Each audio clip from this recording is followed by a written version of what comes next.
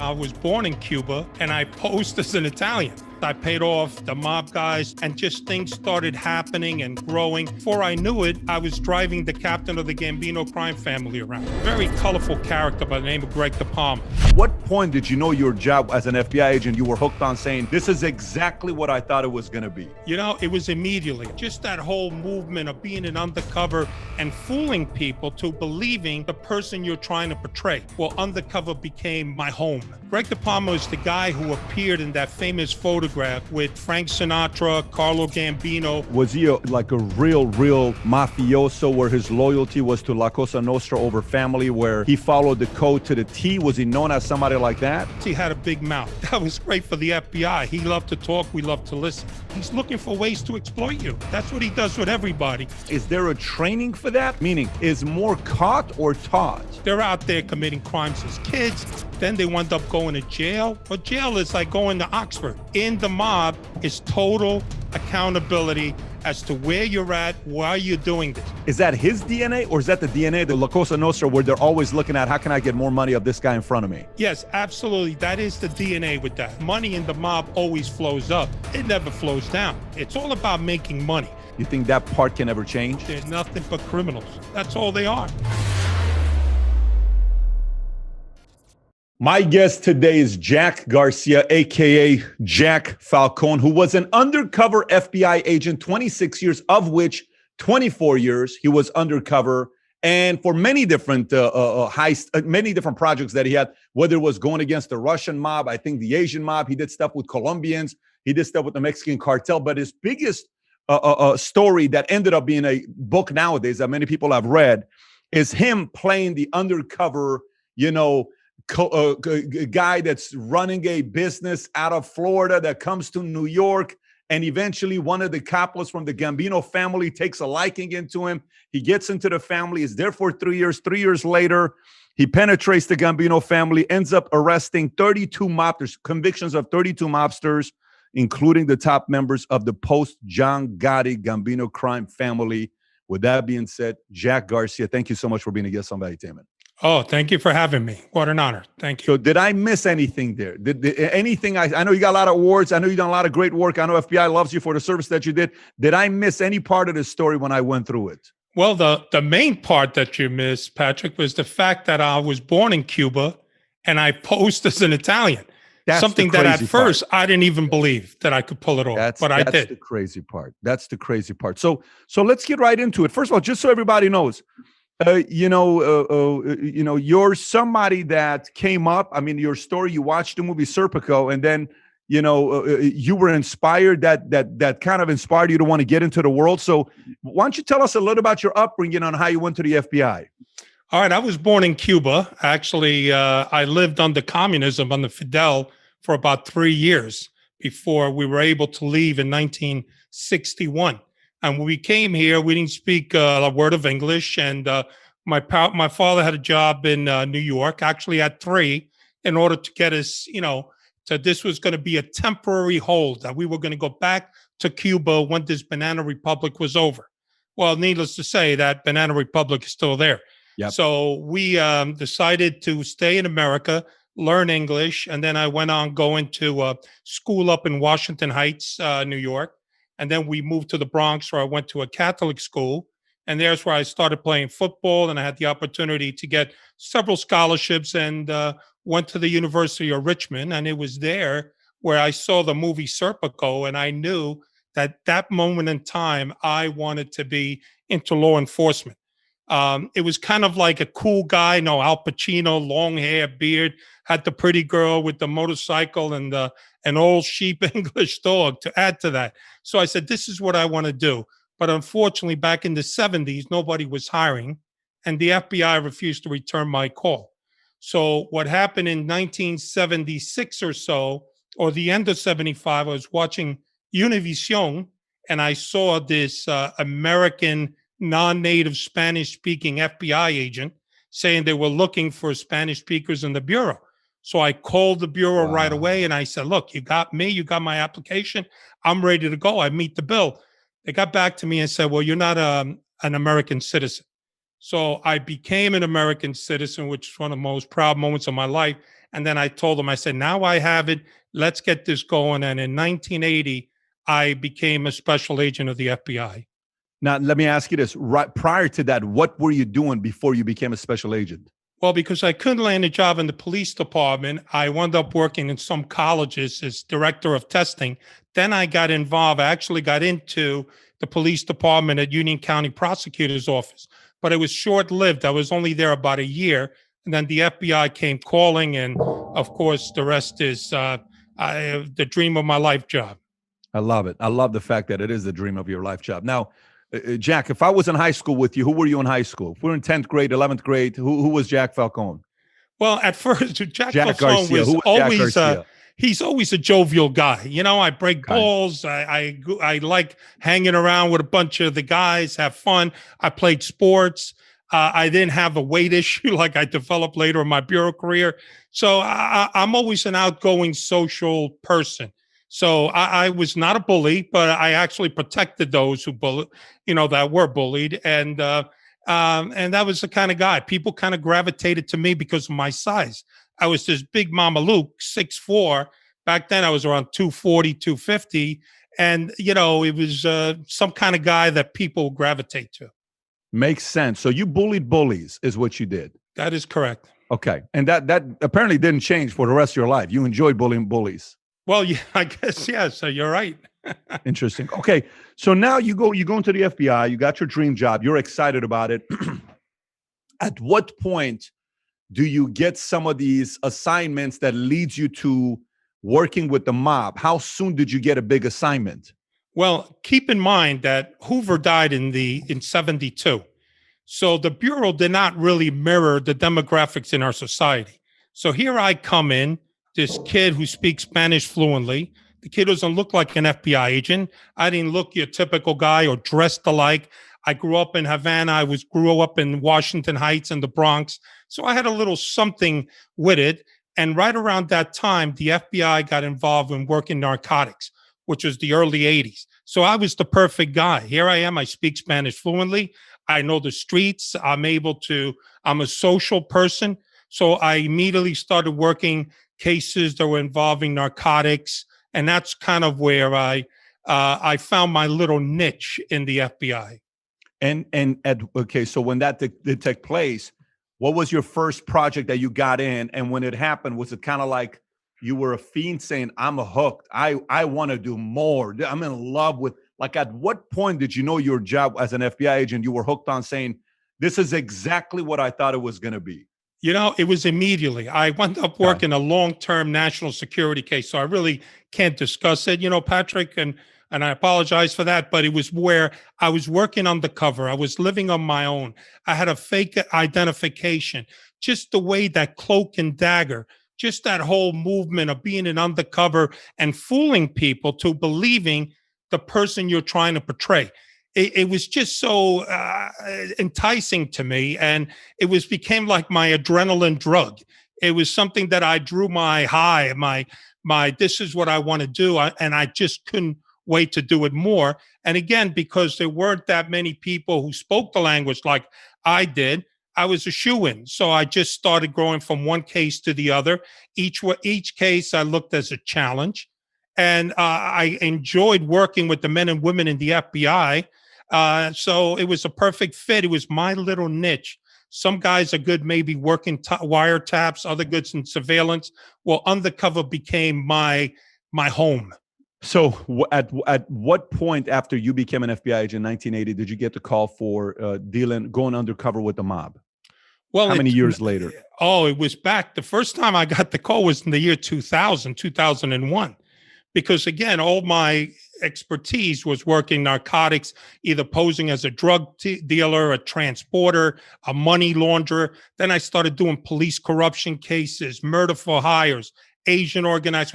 So I was all over the map. I never worked traditional organized crime. Actually, it was all new to me because here I am, with my language skill. This was my little place to go. So I worked the Russian case, and one of the agents in that Russian case said, listen, we have a situation up in the Bronx. We have a strip club, and that's being shaken down by some Albanians and some wise guy. You interested? So I said, well, what do you want me to do? And he said, well, we want you to go in there, maybe do some payoffs and see where it takes us to, but pretty much take the Albanians out.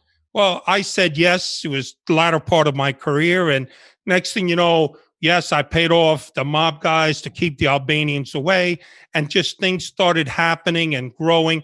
Before I knew it, I was driving the captain of the Gambino crime family around. That's how it got started. Got Yes. it. And this is in 2000 when you're doing that. This was 2002.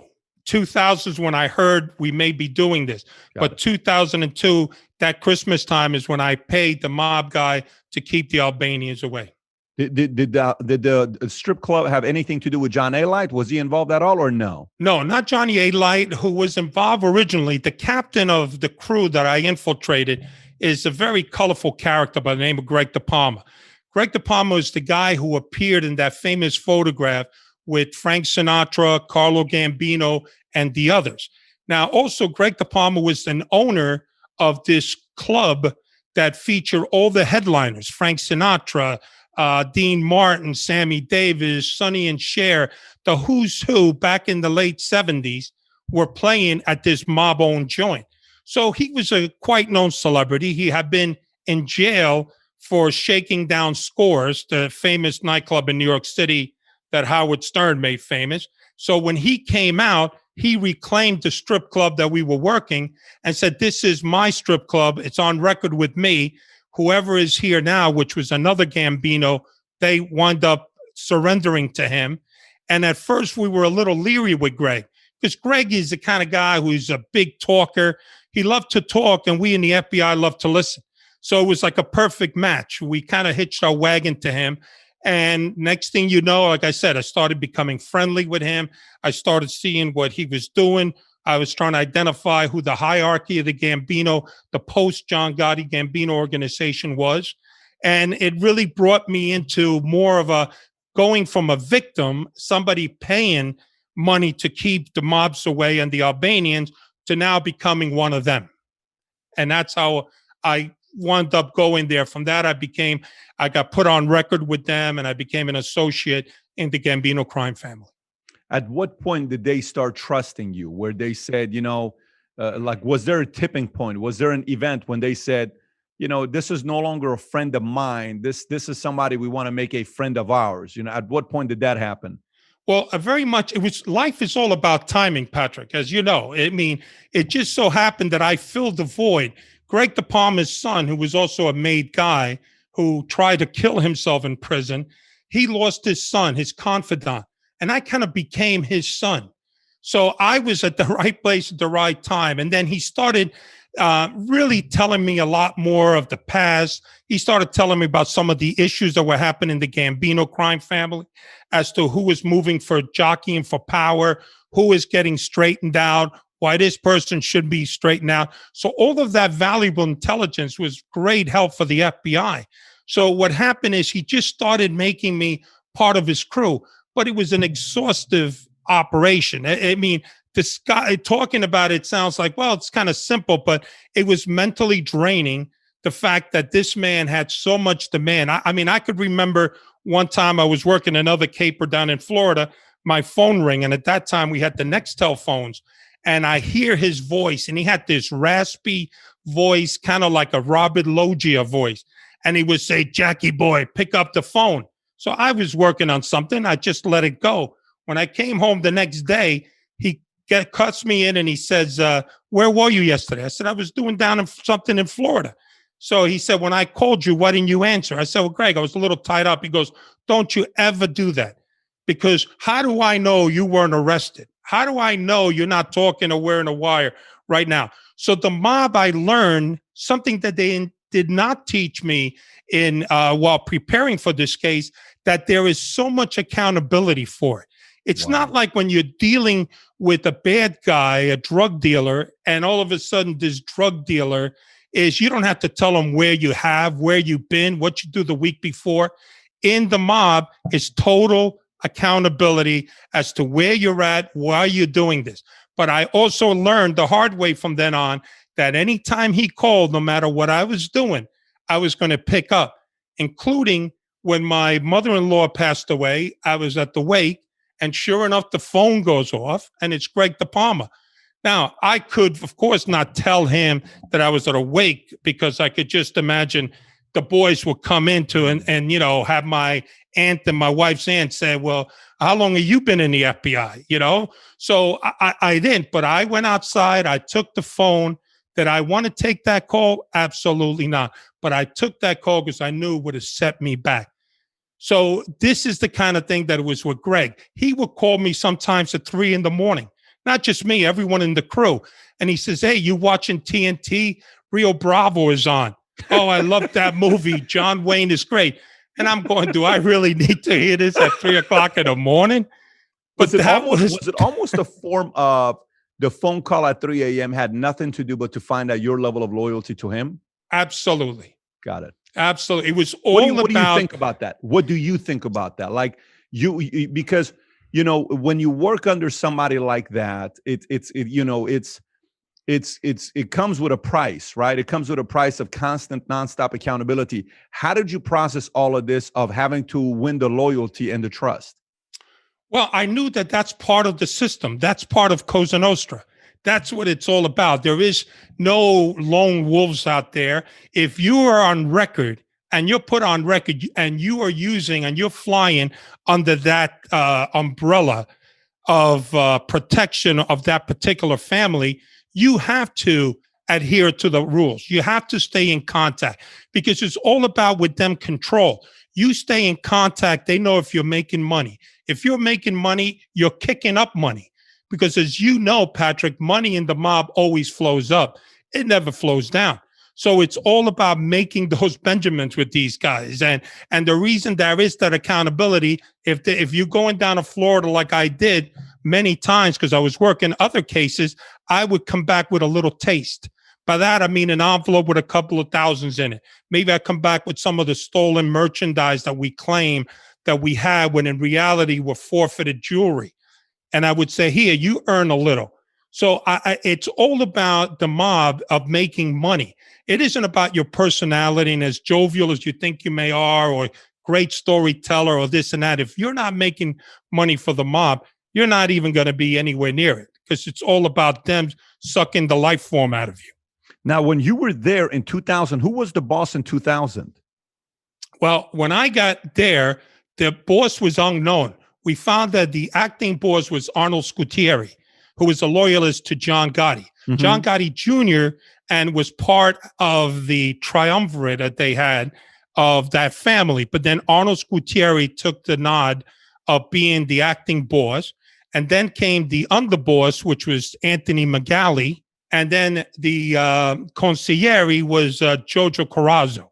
Those were the three that we didn't know as to who was running it, because originally they said it was John Gotti Jr., then Peter Gotti. And then when Arnold took over as the acting boss, he ran that organization. Got it. And so 2002, 2004, you're spending all this time with De Palma. Are you driving him around? Is he the one that you're driving around? Yes. How it worked is his son, who tried to commit suicide at the prison, this because he too was arrested in the Scores case. Okay. And also the one down in Atlanta, Georgia. I think it was called Solid Gold, some big strip club down there where all the celebrity stars and athletes would go. He got arrested with Greg. There was rumors that Craig was cooperating, and Greg arranged it that he would meet with his son, Craig, and pretty much challenged him and said, you're a disgrace not only to the family name, you're a disgrace to Cosa Nostra. So what happened was they found him in his cell, hung. So Greg De Palma, when he came out of prison, he requested one of those compassionate release. And Craig De Palma was released and put in a nursing home in Westchester.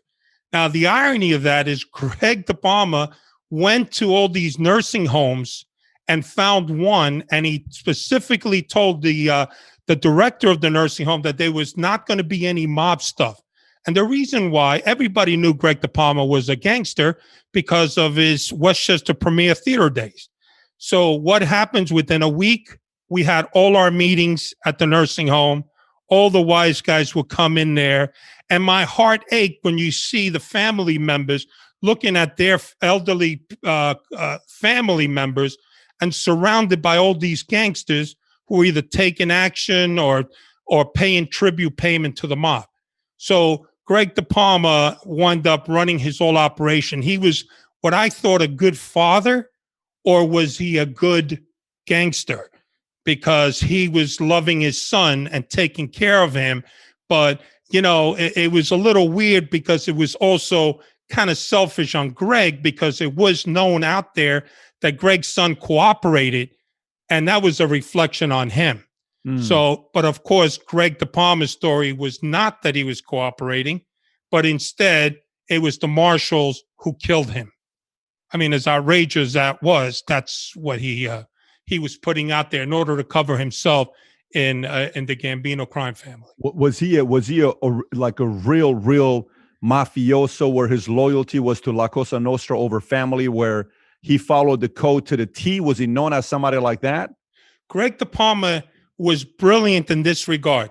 Yes, he had a big mouth, but again, like I said earlier, that was great for the FBI. He loved to talk. We loved to listen. But the interesting thing about Greg, and he told me this in confidence, when you make money in the mob, you have to kick up. You kick up to your soldier. If you're reporting to a soldier, you kick up to your skipper, and then the skipper kicks up to the administration. Okay, what Greg De Palma told me is he gave more than the normal amount, because he always felt that the more you give will keep him in social graces with the administration in case he screwed up. And Greg De Palma was known for that. So he did play the Cosa Nostra rules, where he gave money to his bosses in excess, just in case he messed up, they were going to leave him alone out of it, or maybe just, let him walk. Interesting. So he had the wisdom there to know that, let me make sure the people above me are happy. So one, they're not paranoid, and two, I keep getting the favors and the benefit. Was he a decent earner himself, or was he more of an enforcer? No, he was a very good earner. He had a lot of construction companies up in Westchester that were on record with him. He had control of a lot of union. Greg De Palma was, like I said, he was a celebrity. And it was kind of weird too, Patrick, because when we would go out to dinner and we would go to these fancy restaurants in Westchester, honest people, you could tell they were successful businessmen, older, would come to our table just to shake hands with Greg De Palma and reminisce about the great times that they had at Westchester Premier Theater. And Greg De Palma would take their calling card, their business card, and you could see him looking at that and saying, how do I get in this guy's pocket? What can I get out of this guy in the future? By the end of the day, sometimes he had 20 business cards, and he was always thinking. He was a true Cosa Nostra of always thinking of where to make money, how to rob money in every regard. Is that his DNA, or is that the DNA of La Cosa Nostra, where they're always looking at how can I get more money of this guy in front of me? Yes, absolutely. That is the DNA with that. It's all about making money, and it's kind of funny when you hear them and you see them constantly. It's always looking for angles. It's always looking of how do I get over in this? How do I put and the way they work is quite genius. Is they put you on record. They think that you or your business establishment is going to be benefit from it and that no one will mess with it. Well, along with that comes you got to pay. And along with that comes that now you own a restaurant. Okay, so where are you getting your produce? Where are you getting your wines? Where are you getting your linen? Who's doing your garbage? They got the guys, so they'll put these people in place. And every place that they put in, people they put in, of course, they're kicking back to the mob. So it's just the way they work. It's a constant money-making organization of every way that they can, because that's what it's all about with them. It's all about the greed. And that's all I think I was able to get into them because of the greed. Is you wave a little money, you make yourself to be the goose that laid the golden egg, and there you go. You have it. Now, a question for you about that. When you're talking about, hey, you give me some money, I'm going to protect you. the mob of the 80s is very different than the mob of the 2000 because Pistone came and cleaned house himself from 76 to 81. I believe he was there for like 5 years and 10 months, whatever Pistone's timeline was as an undercover agent.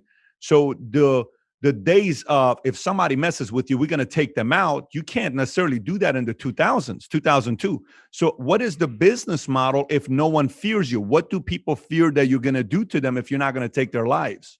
Well, the mob has definitely morphed itself from way back in the old days.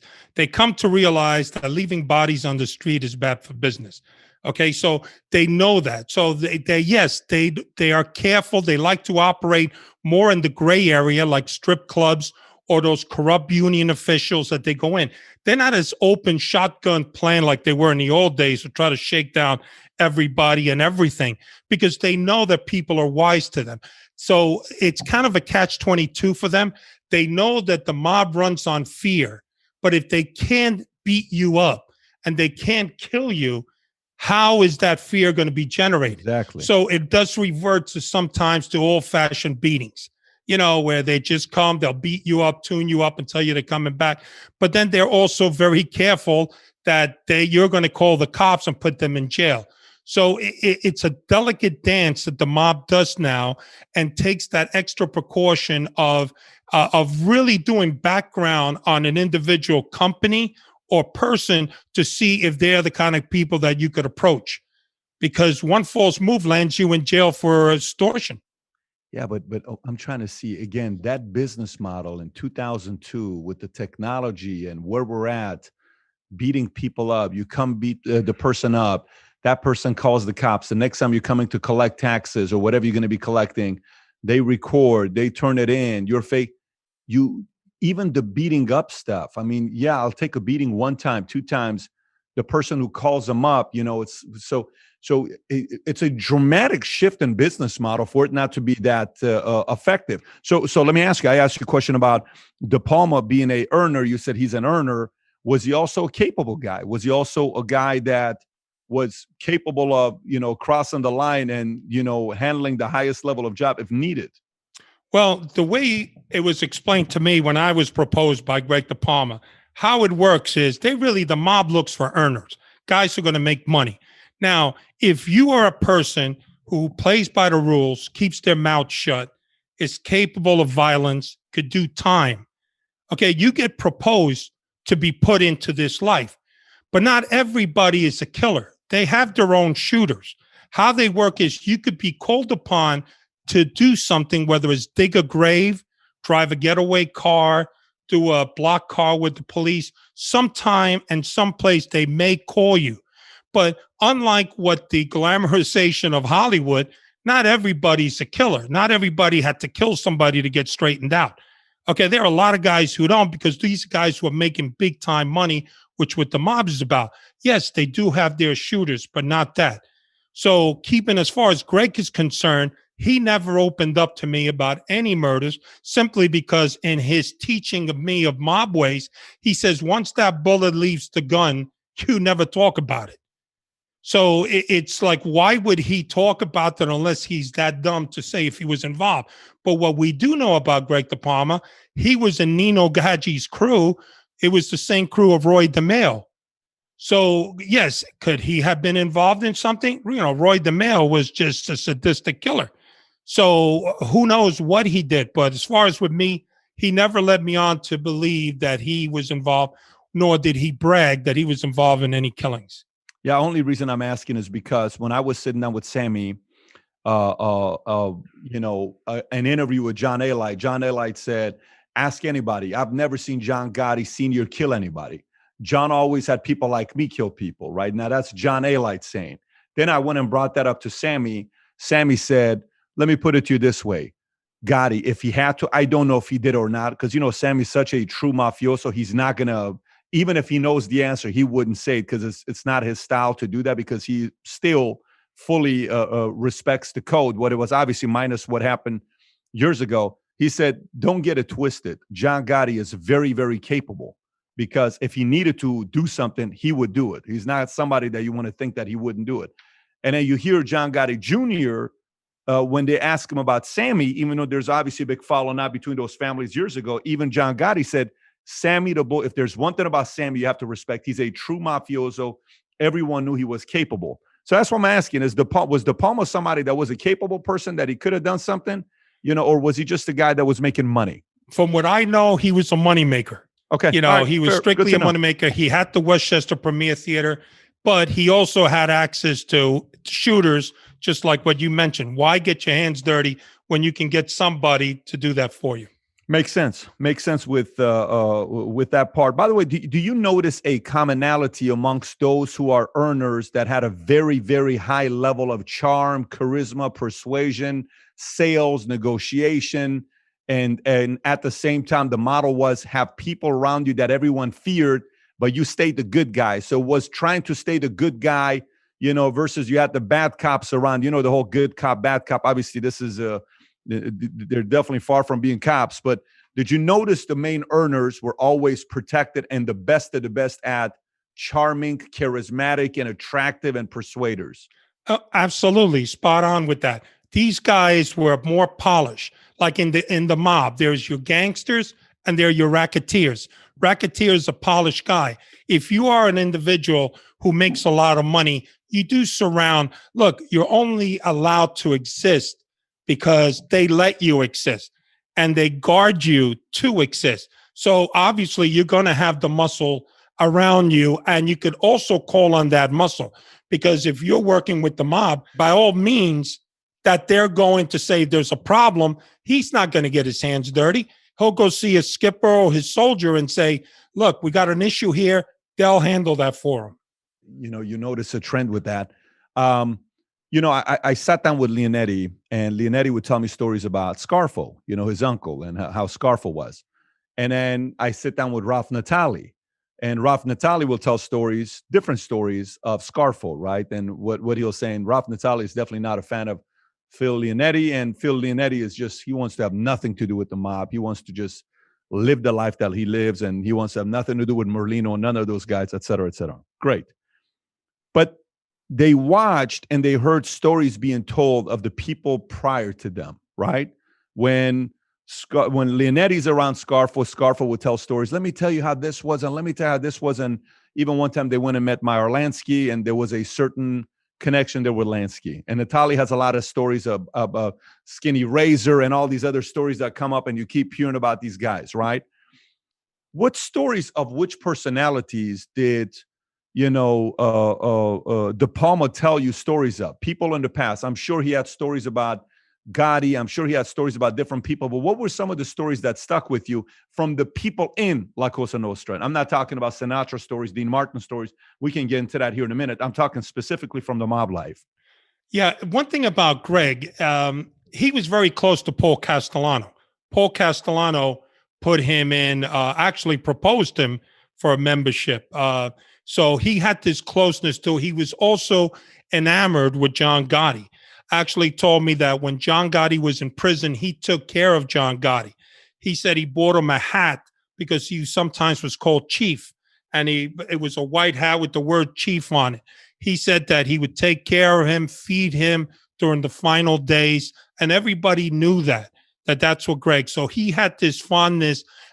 Greg was kind of like a brown noser. When it came to power, he wanted to surround himself with the power in order to be protected by this power. Now, grant you look at you look at Paul Castellano, you look at him. I know he was very close with a lot of the old timers. One guy in particular was Rudy Santabello. Rudy Santabello killed the police officer, actually did time and beat it through the Supreme Court. And then he came out, and we used to go to his social club and meet with Rudy, who was this little tiny person. They used to call him Handsome Rudy, but a very powerful guy who was a captain in the West Side and the Genovese family. So Greg's circle was more of the old timers.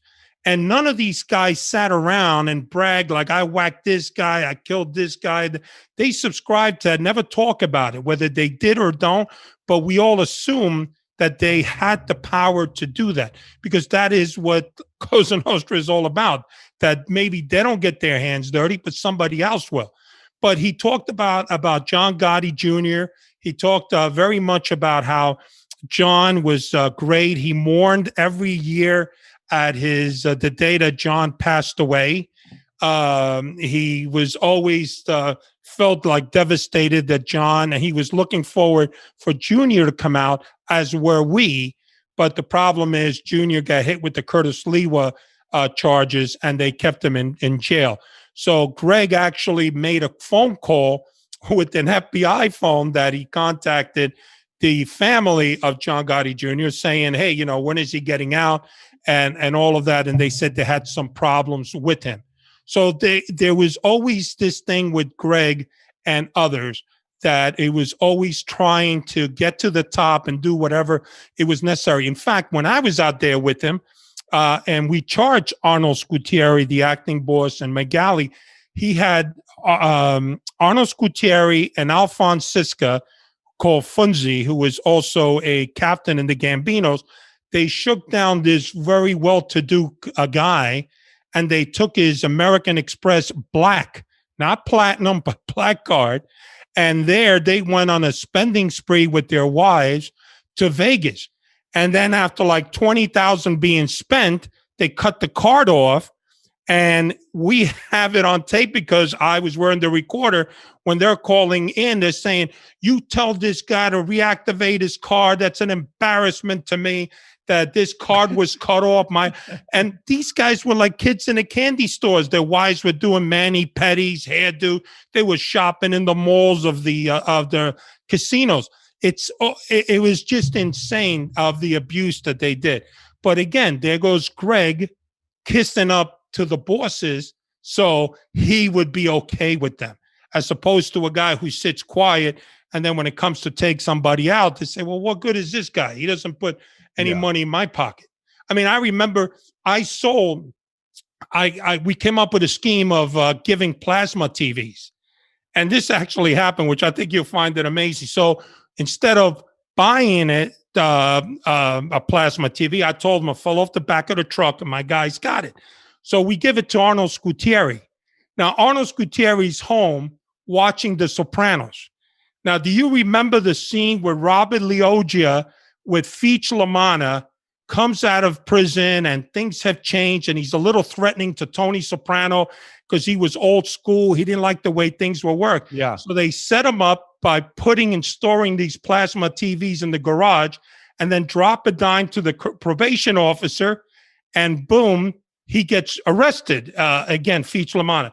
Well, what happened is Greg De Palma calls me in the morning. He says, I got to see you. I says, you're not going to believe what happened yesterday. I know it's true, but I got to ask you anyway.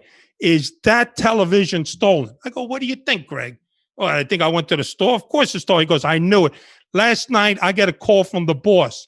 He's watching that damn Sopranos show, and they talking about these plasma TVs because he, too, was on parole. And he says, get this thing out of my house and get it out of there now. Wow. They yanked the TV out of the wall just for fear. So you talk about life imitating art. That was it. Wow. That was a perfect example. So, you know, so this is, again, Greg immediately volunteers when I told him I had a couple that fell off the back of the truck. Let's give it to the boss. You know, that's the way he always buttered up everybody. And he was a master at it. I mean, he would see you, Patrick, and he'd be thinking, how do I get in your pocket? How do I get in your business? You know, and then he'll say, okay, he's looking for ways to exploit you. That's what he does with everybody, because that's the nature of the beast with these guys. That's natural, dude. That's not just it's a natural. Let me ask you a question. Like a gift. How do they get? Is there a training for that, or no? You just see somebody do it and you learn it and you pick it up. Meaning, is more caught or taught? You know, it's something I think growing up in these neighborhoods. These guys are not Boy Scouts, as you know. They're out there committing crimes as kids. Then they wind up going to jail. Well, jail is like going to Oxford to these guys. They're sitting around prison. They're talking about scams here, scams that they got in the future. There's always a way to making money, but it's in their DNA. I've gone out with Greg De Palma to the big man shop that they had in New York City called, anyway, it skips me. This beautiful store they had on Fifth Avenue. Right, we walk in, I'm looking at clothes, right? Here's Greg De Palma sticking ties, socks down his pants. I go, what are you doing? So he goes, what do you mean what I'm doing? I said, we're going to take a pinch over here. You're robbing. I'll buy them for you. Give them to me. He goes, nah, forget that. He goes, Jackie, this is what we do. This is who I am. So it's their DNA. They are thieves. They are criminals, and they could be putting on their fedoras. They could be pious men with fedoras and 45s, but they're nothing but criminals. That's all they are. Interesting. And they're looking to get in people's pocket without any remorse. You think that can ever change with them? You think that part can ever change? No, and I think I'm probably the only guy who feels that the mafia is going to come back. And I'll tell you why. In the FBI, the investigative priorities of organized crime it's so low. I mean, right now we have terrorism, cyber, foreign counterintelligence. It's not even in the top 10 where when I was working it, we were in the top 10. Now, what happened is they consolidated 5 squads into 3 squads, and they got rid of a lot of guys on the task force. So what do you think is going on if there's nobody there to pursue these guys? Yeah. They're doing what they're supposed to be. They're a criminal secret society.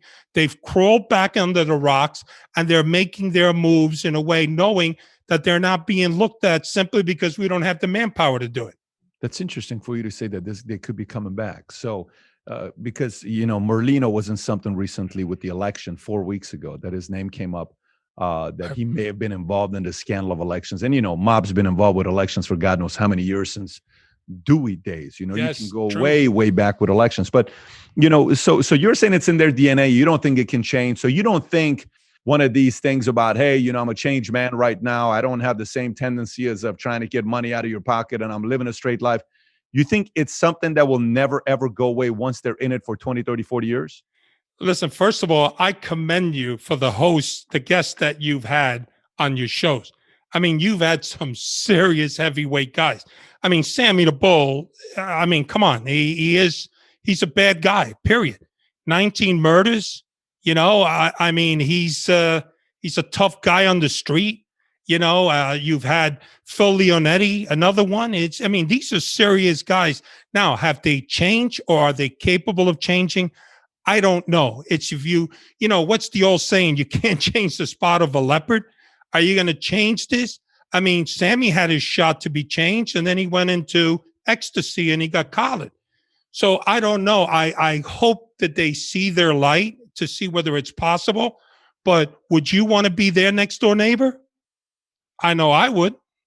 So the answer is you don't think. Okay. So let me go back to a part where we're talking about. We spent a lot of time with De Palma, and he was famous for talking a lot. Was there anybody that he had a extreme dislike for from the past in the mob world? Yes, there were 2 people he had. One was Nicky Carrazzo. Okay. He used to call him the midget. That was his the former boss, Little Nicky. Little Nicky, but he called him the midget.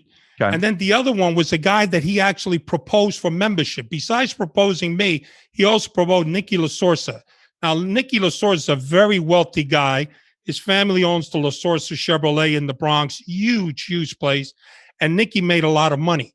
So when Greg De Palma went to jail, he told Nicky, I want you to go pick up money at these places that he has on record with him and send it to my wife. Well, Nicky was too busy. He had money. He was going to that famous restaurant in Greenwich, Connecticut, where all the celebrities would go, and he's partying up a storm. Greg De Palma, I'll show you how insane the mentality is. He gets approached while in jail with a drug dealer in a wheelchair. There was this guy, a Spanish drug dealer from the Heights, and he says to him, listen, if you want me to take care of this guy, I got a guy that could whack this Nicky LaSorsa, because he was mother effing this guy up and down in prison, right?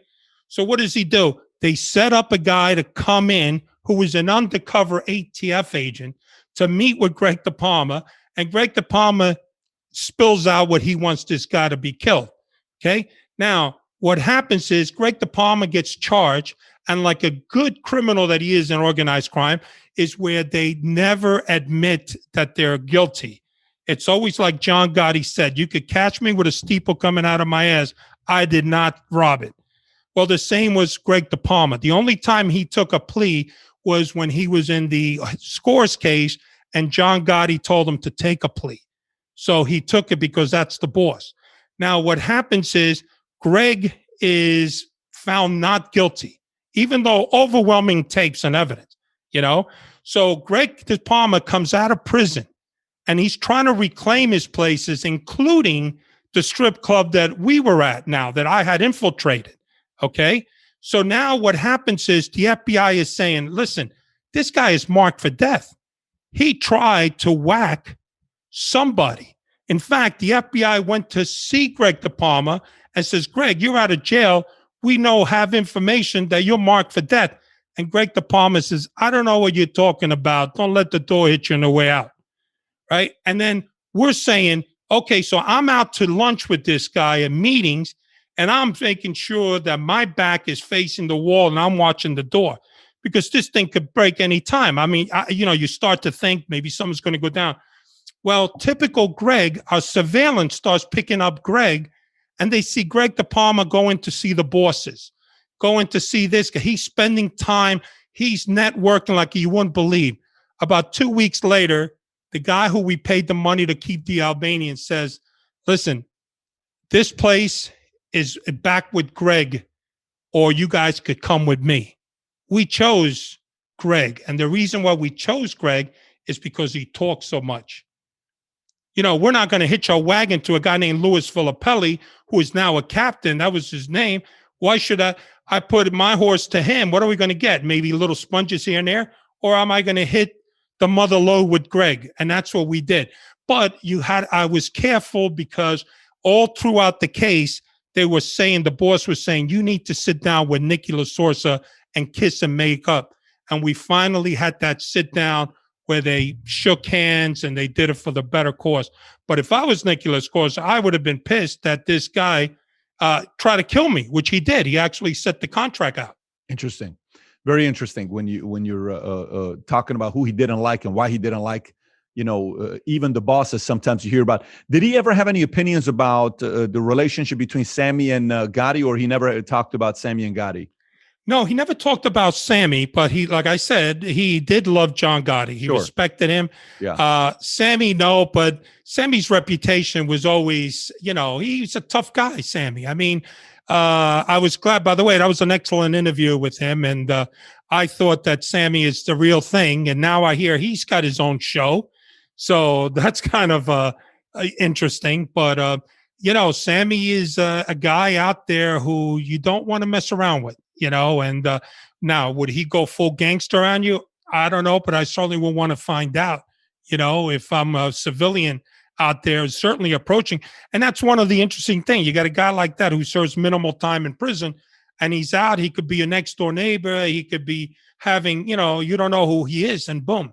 Now, I do have a chance. I've spoken to a lot of guys in the life who cooperated and are now in the witness protection program or left the witness protection program because they just couldn't handle the restrictions and the parameters.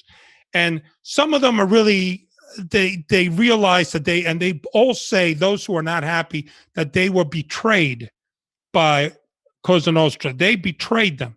And of course, they mentioned the reasons for that. And they feel, and these are guys whose family were part of of organized crime. They grew up in that life, but they felt like they were betrayed.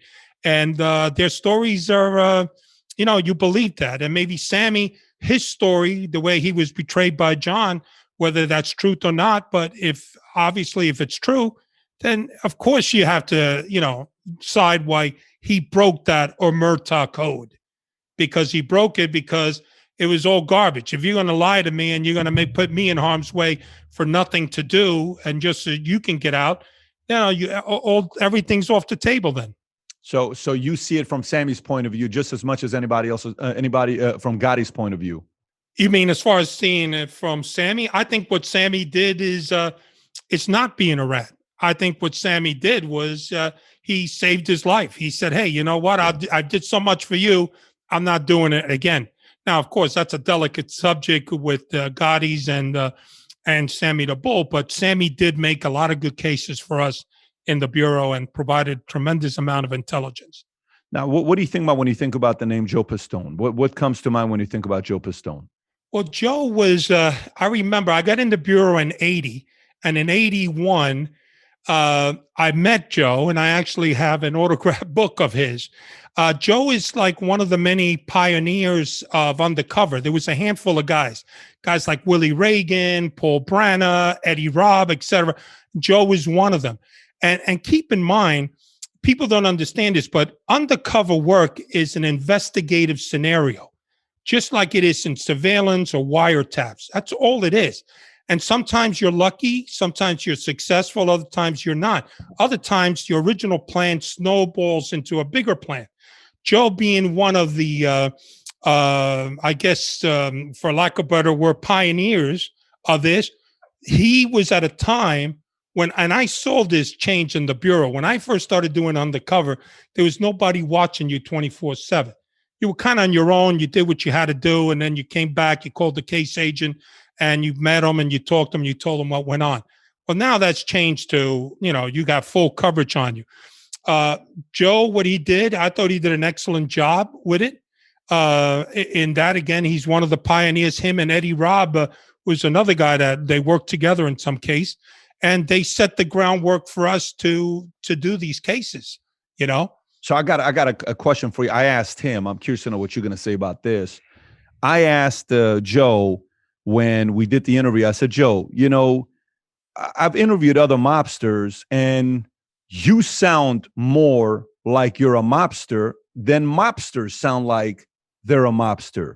You dress like one, you put the glasses, you're quiet, you don't say a lot, you watch, you're very calculating, et cetera, et cetera. I said, did it ever get to a point, because this is my assumption, and I said, I want to hear your answer. I said, did it ever get to a point where you enjoyed the life so much that you wanted to drag it out, where the FBI finally said, you kind of crossed the line. You could have solved this 2-3 years ago, but you've dragged this out for 6 years because we're under the impression that you're actually enjoying the life. And if you've seen the interview, you'll know what he said. But I'm curious to know, what do you think? Do you think it got to a point where maybe Joe was enjoying the life a little bit too much and he didn't want to get away from it? I've never experienced that, and I'll tell you why. I've worked over 100 undercover cases as well as countless by bus. So my career is I jump from one case to the other. So if you have a case and it's good and it's give you all the toys, I mean, I played everything from I've driven Rolls Royces, 500E, Hummers H2s, Hummer H1s. I've driven all and I've had everything. And for me, it was like, okay, you shut it down. Hey, maybe you're short-sighted in shutting it down, but I'll move on to another case. I think Joe is one of those guys who worked maybe a handful of cases. So I don't know the background of why he want to keep it going. But my thing has always been, and I've had fights. And in fact, if reading my book at the end, I have fights with management because I've always was trained undercovers that when you work a case, you walk up the ladder. Everything has to go. You try to get, as long as you're gathering evidence, as long as you're pursuing, as long as there's nobody's life at danger or there are no threats, you keep marching until you can't march anymore.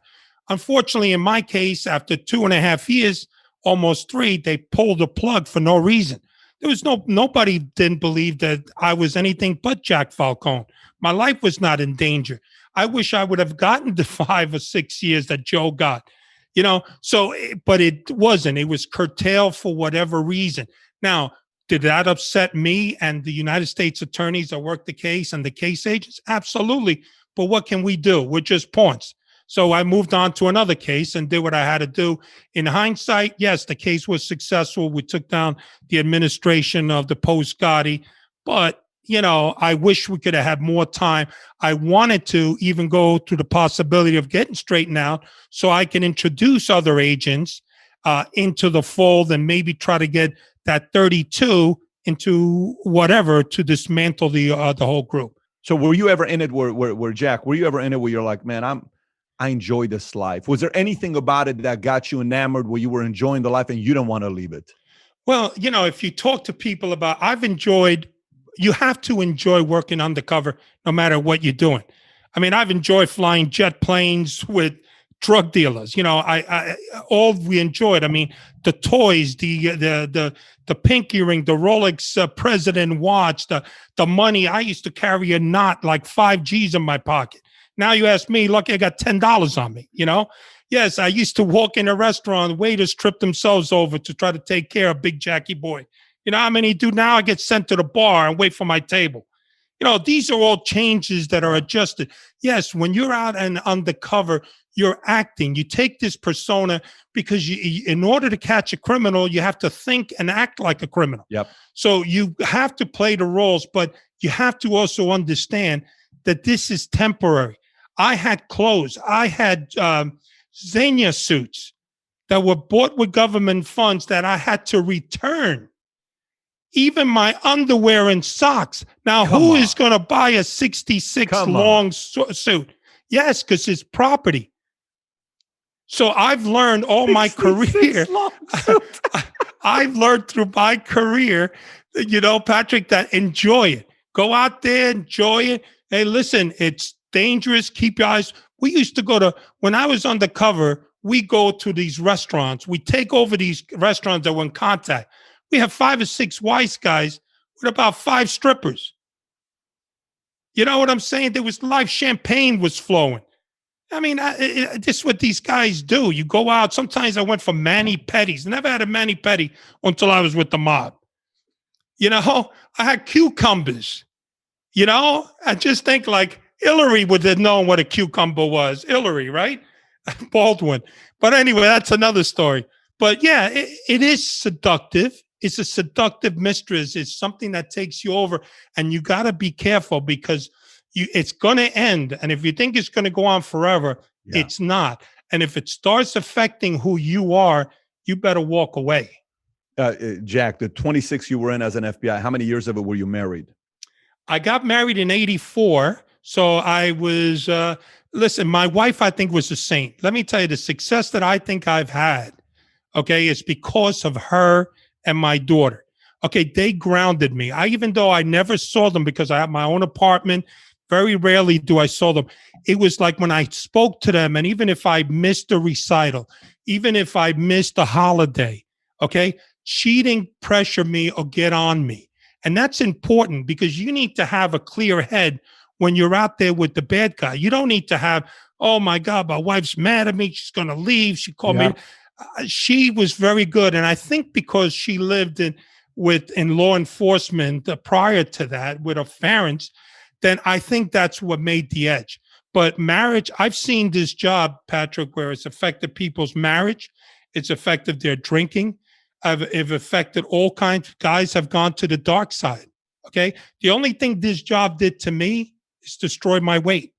I mean, I have issues because of that, because I'd learned how to eat. But hey, that could be worse. You know what I'm saying? I'm in it, but it does do something to you. There's a lot of peril, and not too many guys could sustain undercover. There guys who say, yeah, I worked undercover, 1, 2 years? You know, when you're out there 15 years, 20 years, you know, it's grinding. It does things to you, you know? So you're still married to the same wife from 1984? That is correct. She deserves a purple. She deserves a medal of honor type of deal. She does. And my daughter was born in the year 2000. Keep in mind, because I was never home. So yes, if you do the math, she was 2000. And then when I left the bureau in 2005, okay, I went from driving Greg De Palma, a captain in the Gambino crime family, to driving my 5-year-old daughter around. And Patrick, let me tell you, there's no difference. They both want things, buy me this, get me that, and get me this. Nonstop. Wow. Yeah. Wow. I hear these stories, and I think with Pistone as well, I think he's still married to the same wife, by the way. You know, he is still married to the same wife. So it's interesting, both of you guys haven't served as long as you did, and you're still married to the same woman, and you lived a very difficult life of a person to stay married to. That is true. And it was weird because when I would come home, those rare moments. And by the way, did she know what you did? She knew what you did. She knew I was in the FBI and, of course, undercover. She didn't know you worked undercover. No, she didn't know. She did know I was working undercover because I would come in to see her. You know, how do you explain having an S500 Mercedes? And, you know, when you're driving a regular car. So all the toys, you know, the ring, like my wife would say to me, we got to go to the recital. You go there, you're looking like a gangster. You got the ring, the Rolex watch. My daughter kept saying, I want to take daddy to show your daddy what he does at work. What are you going to say? Yeah, my name is Jack Falcone. I am an associate in the Gambino crime family. So you miss, and it does stick with you being undercover. It's very seductive, and I understand why guys go bad and things have done because not too many people could do it or put up with it. Jack, you worked undercover with the Gambino family. You worked undercover with Colombians. You worked undercover with Mexicans, Asians, Russians. Which one of them were the most ruthless, vicious crime family you dealt with? Colombian Mexicans. Yeah, the organized crime is a joke when you compare it to them. These guys are serious. It's all about huge amount of money that the mob never makes. The violence, they'll not only come after you, Patrick, they'll come after your family. I mean, they decapitate people, they torture people. When you deal with narcotics and the cartels, they could have them the mobsters do their laundry in prison. I mean, they're two separate. The mob is only become, in my opinion, the popular because of this romanticizing that Hollywood does of the mob. And for some reason, people love that glamour life, the good fellas. But when you're working out there with these cartels and these people that are so cunning, like for instance, when I met with a lot of people over drug deals, if they pick up a surveillance, they're gone. I mean, poof, you don't see them again. They'll wind up somewhere in California. Now, you're in a surveillance on a wise guy, you miss him or he's wise to you. Let me tell you where he's at. He's at his Gumada's house. He's at his wife's house. He's at a social club. He's with these other guys playing hooker. They're predictable. But Colombians are not. They're more sophisticated. They're so compartmentalized where if you take one down, no one knows what the others are. So they're like Dixie cups. They make money and they get disposed. So people do ask me that. And Patrick, there is no comparison in my book. The cartels hand over fit as far as more violent and ruthless and treacherous than the mob is or will ever be. Wow, they're willing to go places the other guys aren't. Who did you, when you were working undercover, did you work with any of the main names in the 80s, 90s, or 2000s? I'm talking any of the El Chapos, any of the Pablos, any of the Medellin families? Which one of the... Yeah, we worked for their people. They stayed in Colombia, of course. So we drove the cartels from Pablo and, of course, all the others. But we also, one of the interesting cases that really I've ever had, it was two drug dealers that were featured twice on 60 Minutes. There was the boys of Sal Magluta and Willie Falcone. They were the biggest drug traffickers in Florida, and they were successful in not only killing so many people, they controlled the drug trade. And what they did is we had this undercover case where I went in to a guy that one of the jurors identified as being dirty. So we created a scenario where I approached him at his work at the airport in Miami, and he admitted to taking a bribe of about $1 million. And the investigation that led from there also identified two other jurors. And those two other jurors, this is in a federal courthouse in Miami, also were paid off by Sal Magluta and Willie Falcone. Really an amazing group. And I had to testify against Sal Magluta, and I think they got 100 and some odd years. Willie Falcone decided to, I think he took a plea on that. But yes, those are the guys from the 80s. Those are the original Miami Vice guys, and that to me was probably one of the roughest guys. And then, of course, Armando Fuentes Carrillo, those guys from the Mexican cartel, very serious players.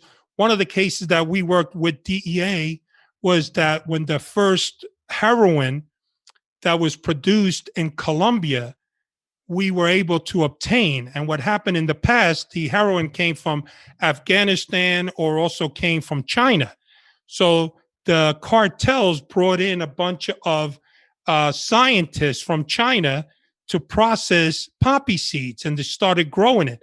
Well, the purity amount was if not the same, but higher, but the prices dropped from like a kilo going for like 150,000 down to 65. And America was flooded with Colombian heroin. And that was what that DEA FBI operation was very interesting because nobody believed it. We had this tape conversation with the guy. We brought it in, and they said, "There's no way Colombia is growing poppy." And sure enough, that's what it's true. Did you do anything with Rafa Cara Quintero or no? No, not with Quintero. Okay, got it. There's different communities that'll say to follow, and I'm curious to know what your thoughts are. There are those that'll say the most corrupt organization we have in America are cops. Some will say FBI, some will say the mob, some will say others. Who would you say is the most corrupt amongst those three? And I'm talking the FBI of today. The FBI of the at J. Edgar Hoover days, you were, looked up. You were like cool. You were this. It's a different era of FBI today than before. Who's more corrupt, if you were to say FBI, cops, or the mobs, or even the government? Because I was an FBI agent and I've seen the men and women in the FBI, I can't label them that way. Yes, there's corruption in everything. There's corruption in IBM. There's corruption. I did a lot of dirty cops in my investigation. I did 5 cases of dirty cops in my case. We've also gotten dirty FBI agents. So yes, they exist, but they're a small amount. And thank God that we police our own, that we conduct that. But out of that group, I can't ever say that there is corruption within the FBI. Yes, there is a bunch of idiots sometimes that do certain things that they shouldn't be involved in. We're not a political agency. We're a law enforcement agency. And then the fact that police, there's also a corruption in that, just like it is with the FBI. There's minor, and I think their internal affairs do a good job. So my thing is always, out of those 4, I would have to go with organized crime in any degree, whether it's the mob, whether it's the Crips, the Bloods, or just Asian or Russian, or however you want to call it. So you would put it back on organized crime rather than, well, obviously, are you a proud FBI agent, proud member of the FBI, Federal Bureau of Investigation? Yes. I tell you my problem with what I did with the FBI was good for the FBI, but it wasn't good for Jack Garcia. In hindsight, I should have never done all this type of work. It should have been somebody who just stopped it. It just, you shouldn't be able to have worked so many cases and been around all these people, and basically at the end, you just sent home, and so that really, for me, it's what's the toughest part with the Bureau. But I do love the Bureau. I know there are problems in the Bureau. Some of it has to do with management. I know I've worked with some great managers in the FBI, but I've also worked with people who have no business being managers. As an undercover agent throughout the country, because I just didn't work New York, I did Florida, San Juan, Puerto Rico, Philadelphia, Newark. I've run into people that have no business being bosses. And I've seen it. I've seen where guys even come up to me as case agents, and here I am, an experienced undercover, and you get some kid out of Quantico, and he's telling you, look, I wrote the script out. This is what I want you to say. I said, you got to be kidding. You're going to tell me what I got to say? Just tell me the parameters of what you got to accomplish here.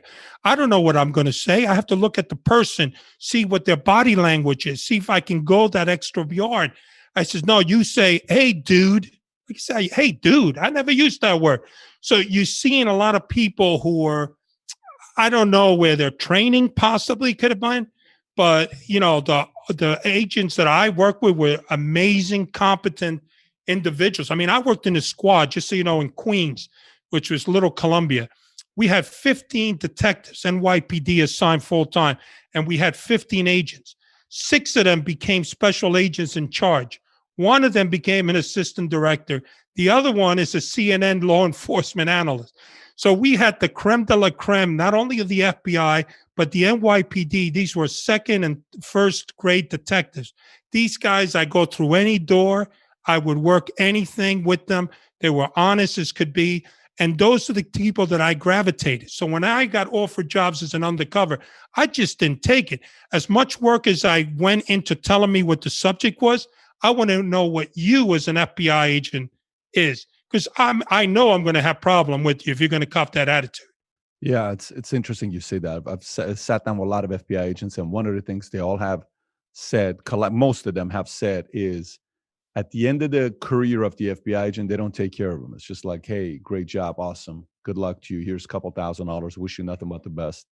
Yeah. Versus, really taking care of the life you live being away from everybody. It's a form. If you do your job right and you do what the FBI was meant to be there for, rather than bullying people around who are just trying to live their lives, you served a very important purpose to be an FBI agent. And I like the way you put it. You didn't just kind of say, well, no, FBI, they're all honorable and they're all this. You just kind of put it out there, say there's good, there's bad, there's the ugly, but mostly what we did was good work that we did, and inside of it there were some bad people as well. And I appreciate you sharing it from that perspective. By the way, the one story that's always unique to people is Sinatra. Did any stories of Sinatra? How did Sinatra ever make money with the mob? And if he did, what was the format? How was he used? Did he use the mob? Did they use him? There's a lot of stories I've heard. What did you hear yourself from De Palma? I heard a lot of Sinatra and Dean Martin stories. The classic Sinatra story that I heard, by the way, he played about 4 times at the Westchester premiere. 2 of those were free, and he was scanned by Jimmy the Weasel Fratiano. What they did was they knew that Frank wasn't impressed with women because he could get what he wanted. It wasn't about fame and it wasn't about money, but he loved having awards. So they came up with this plan of creating the Knights of Malta Maltese Cross to award it to him. So here you go. They create this fake artifact through the jewelry contact and say, Frank, we're going to award you with this, and the Knights of Malta, you're going to be a member. It's like a 7,000-year organization. Has that been around that long? And absolutely, he brought his mother, the family. They gave him the award, Greg said. So now, the next week, they go back to Frank and say, hey, Frank, listen, Knights of Malta is so glad to have you, but we're hurting financially. Is there a way you could put up a couple of concerts for us? He said, absolutely, anything for the Knights of Malta. So what they do is they set up these 2 shows that were sold out, and Greg De Palma was such a thief at the Westchester premiere that you would get your ticket and pay top dollar for what you thought was seat number 1A, which you thought was the front. But what he did at Showtime at the dinner theater, he put like 10 chairs in front of each row. So now you were row 11. You were in row 10. Wow. So they sold the place out. The money went into the coffers of the organized crime with Frank. And actually, the story goes that when they took that photograph of Carlo Gambino and all the others, Doonesbury did one of their 4 panels of showing that photograph and saying how that same year Frank Sinatra received the President's Award, I think was from Reagan. And here he is hobnobbing with organized crime. The rumor about him that he vehemently denied that he was involved with the mob, but he knew all the players, and all the players knew him and loved him. So you wonder sometime, was he a patron saint of organized crime, or was he a patsy? You have to figure it out. But the Dean Martin stories were 2. They would come in, they would play golf, they go out in the town. Dean did like to party. I thought it was always make-believe you saw on the shows, but no, he enjoyed his cocktails. And they would just go out and have a good time and make a lot of money with these guys. Very cool. Last thing before we wrap up here, you got now Michael Francis and Sammy creating content on YouTube. They got channels that's doing very well. I foresee these channels growing in the millions the way they're growing. What do you think about the stories you're hearing, whether it's Sammy or you're hearing from Michael Francis creating content? I actually listened to Sammy's tape. I was blown away. I thought it was a very nice job, the production. I reached out to a couple of agents and said, boy, a lot of these FBI guys spoke. Are these recorded previously? And he, cut and paste. He says, no, they provided the voices, and these were top agents, in the FBI, George Gabriel, and the other guys. So Sammy has a hook to get into that. So kudos to him. You know what I mean? It's like he was able to get these guys. As far as Michael is concerned, that's for another story, Patrick. I'm not buying it. Let's just leave it at that, right? What do you mean by that? I'm not buying the religious act, but whatever it is, God bless him. If it's true, God bless you, Michael. And I do know his father was a serious player. I know Michael was legit as far as making money. Not legit, but he made some serious money in the business. I was taken aback a little by the show Fear. Was it Fear City? Did you get to see that show? Yeah, the 4 episodes or 6 episodes they had. Yeah, I don't know how many episodes it was. Yes. Yeah, I was taken aback where they were discussing the hierarchy of the mob, and they listed the boss, the underboss, but there was no concierge. They was like totally eliminated, and Michael didn't even mention. And Michael should know because he was in the life. They went from boss, underboss to captains and soldiers. So the concierge wasn't even there. And then the other thing, he told a story that I found kind of amazing, how he was telling Tony Salerno that, Tony Salerno asked him about, hey, you're doing good with money. Why don't you get together with, get me some of my guys some jobs. So he says, yeah, I'll get you a job. Well, how much? He says, well, 1,500. He goes, 1,500. He says, give him 500 and give me the 1,000. Now, Michael Franzese was a Colombo. Okay. Tony Salerno is Genovese, West Side. If Carmine Persico found out that Michael is giving jobs to the Genovese crime family instead of his guys, what do you think that would happen? So you don't think that's possible? I mean, first of all, when they were doing gigs together, many times they would share even the gas business that was taking place. A lot of the families were working together, so there wouldn't be a massive feud. But the family, your first, the way I was taught in this life was that your family is your family. This is your first family. Yes, you are Cosa Nostra, everyone's Cosa Nostra, but that is your family. So that comes first. So if you're giving jobs, if you're a Colombo giving jobs to Gambinos or Genovese, whomever, you're taking jobs, you're taking food from the table from the other guys. Now, I was a boss. Maybe I'm wrong. Maybe Michael is 100% right. But if I was a boss and find that out, I got an issue with Michael. Says, hey, what do you think we're doing here? We got to take care of our guys. You come to me. Maybe I have nobody. Maybe it's my job to tell Tony Salerno I'm going to take care of. But it ain't your job to do that. It's amazing how much the world is enamored by mob stories. It is so amazing. It is so amazing they're enamored by the mob stories. And I know you wrote a book called Making Jack Falcone, which we're going to put the link below. You wrote this a while back, but obviously the stories are the stories. If anybody is into the mob stories, we're going to put the link below for people to be able to order the book. Jack, final thoughts. I'm going to leave it to you. What are your final thoughts here? I know you made some interesting predictions here. What a lot of people would disagree with you. You said you think the mob's going to make a comeback, which most people say there's no way in the world that's going to happen.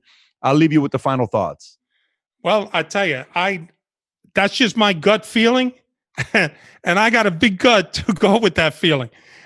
So I tell you, Pat, I just really believe that this is something that's going on. I mean, when you're in the mob, you do your basic stables, which is sports betting, which is extortion, which is loan sharking. That hasn't stopped, especially during these pandemics. Loan sharks are making a killing on these things. There are people out there who are looking to make money. So as long as the mob is generating money, there's just no way that they're not going to grow exponentially. They have to grow, and especially knowing that when they look in their rearview mirror, the feds are not going to be behind them. They're going to start looking to do so. And listen, they're also constantly morphing.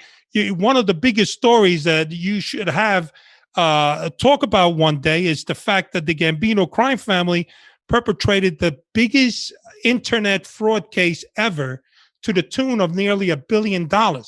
And that's with Locasio, Richie Martino, Andrew Campos, who is now still a captain. And then you have Seth Mustafa. These guys created a bank, and then they were tapping into all the cell phones that we had, where they had all these extra billing, 50 cents here, 50 there. They made all of that money, coupled with 800 numbers, dial. So as you could see, these guys, by the way, they did 5 years for this. Can you imagine that? 5 years for $1 billion. Where's that line form? You know? So, but these guys are out there. They're always morphing. They're moving in directions that they want to, to make money. So it's no longer the traditional mob. It's wherever there's money to be made, you're going to find the mob. They'll be back.